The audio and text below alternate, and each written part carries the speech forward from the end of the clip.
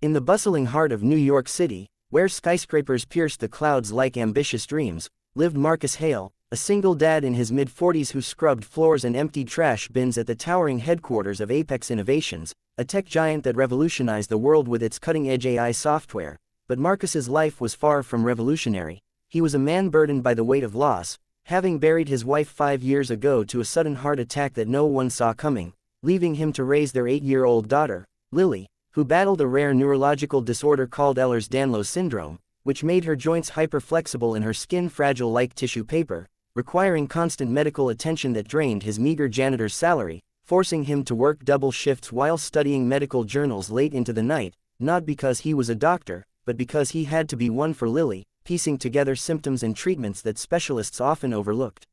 Marcus's days blurred into a monotonous rhythm: wake up at dawn, prepare Lily's breakfast with her favorite strawberry oatmeal, drop her off at school where she navigated hallways with a walker, then head to Apex where he pushed his cart through gleaming corridors, invisible to the executives in their tailored suits who barked orders without a glance. But one executive stood out: Ethan Blackwell, the charismatic CEO whose face graced magazine covers, a visionary in his early 50s with a reputation for ruthless ambition, driving his team to exhaustion while ignoring his own fraying edges. It started subtly, on a rainy Tuesday in October, when Marcus was mopping the executive lounge after a late-night board meeting, and he overheard Ethan complaining to his assistant about persistent headaches that throbbed like distant thunder, dismissing them as stress from sealing a billion-dollar deal with a Chinese conglomerate. But Marcus paused, his mop dripping forgotten water, because those headaches sounded eerily familiar, intermittent, worsening with light, accompanied by what Ethan casually mentioned as occasional numbness in my fingers, which he blamed on typing too much code in his youth. Everyone around Ethan laughed it off. His personal physician, a high-paid specialist, had run basic tests and prescribed painkillers, assuring him it was just executive burnout, and his board members nodded along, too focused on quarterly profits to probe deeper. But Marcus, with his self-taught knowledge from Lily's condition, recognized the red flags of something more sinister, perhaps a brewing aneurysm or early signs of multiple sclerosis, conditions he'd researched endlessly after Lily's diagnosis when doctors initially misattributed her symptoms to growing pains. He hesitated to speak up. Who was he, a janitor with a high school diploma, to question the elite? But that night, as he tucked Lily into bed and she winced from a joint dislocation, her small voice asking, "Daddy, why do people ignore when things hurt?" It ignited a fire in him, reminding him how his wife's symptoms were brushed aside until it was too late. The next day, Marcus gathered his courage and approached Ethan's secretary, a stern woman named Carla, slipping her a handwritten note detailing the symptoms he'd observed and suggesting Ethan get an MRI for vascular issues. But Carla crumpled it with a scoff, saying, "Mr. Blackwell doesn't take health advice from the cleaning staff," and tossed it in the trash, which Marcus later fished out, his resolve hardening.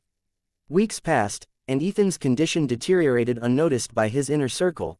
During a company-wide presentation, he stumbled over words, his left hand trembling slightly as he gripped the podium, blaming it on lack of sleep, while the audience applauded his passion. But Marcus, sweeping confetti from the auditorium floor afterward, spotted the subtle facial droop, a classic precursor to stroke, and this time, he couldn't stay silent.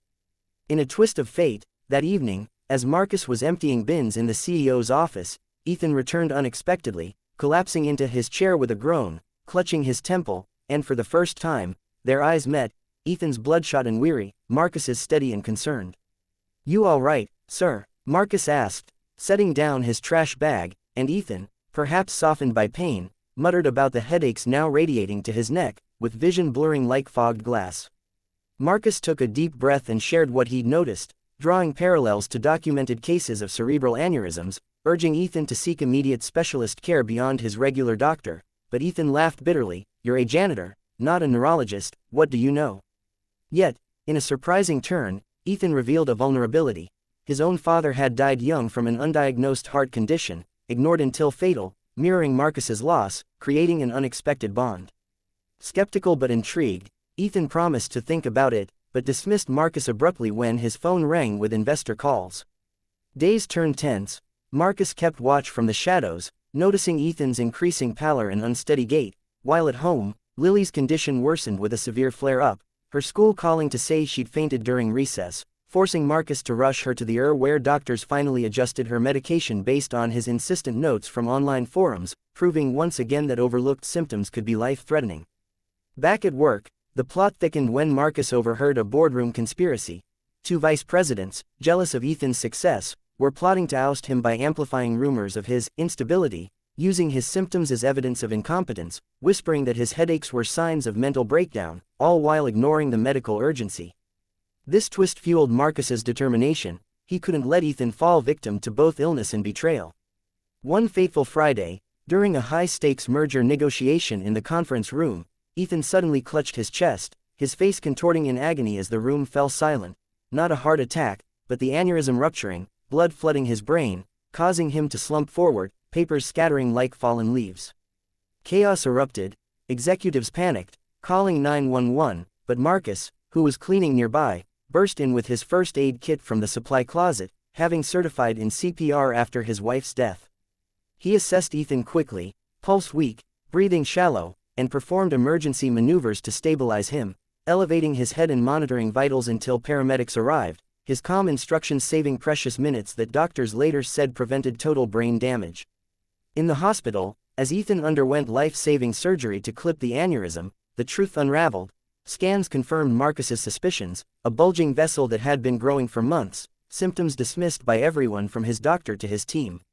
The twist deepened when, during recovery, Ethan learned of the board's plot through leaked emails Marcus anonymously forwarded from a discarded laptop he'd found while cleaning, exposing the vice president's treachery, leading to their firing and Ethan's triumphant return. Grateful beyond words, Ethan visited Marcus at home, meeting Lily and seeing the parallels in their struggles, offering to fund her treatments and promote Marcus to facilities manager with a salary tripling his pay. But the real twist came when Ethan revealed a secret: he was Lily's anonymous donor for experimental therapy trials, having overheard Marcus's pleas on a company phone months ago, moved by the single dad's devotion. Yet, not all was rosy. A final twist emerged when a rival company, scorned by the failed merger, attempted corporate espionage, targeting Marcus as the hero janitor, to extract Apex secrets, but Marcus, wise from his hardships, turned the tables by alerting Ethan, solidifying their alliance.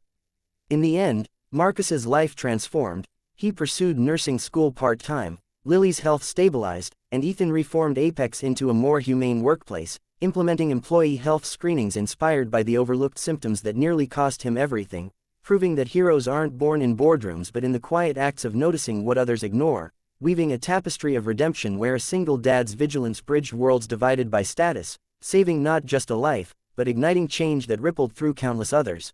Imagine mopping floors in the shadow of corporate giants, only to spot the deadly warning signs that could topple an empire and save its king. This heart-pounding tale of a single dad's quiet heroism will grip you from the first symptom to the shocking twists. Subscribe now for more inspiring stories that prove everyday eyes see what experts miss.